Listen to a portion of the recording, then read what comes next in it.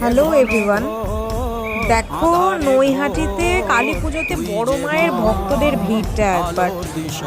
বাঙালিদের ইমোশন শুধু দুর্গা পুজোতে নয়, কালী পুজোতে বড় মাকে দেখার জন্য কোথার থেকে কত ভিড় টেরে মানুষে এসেছে।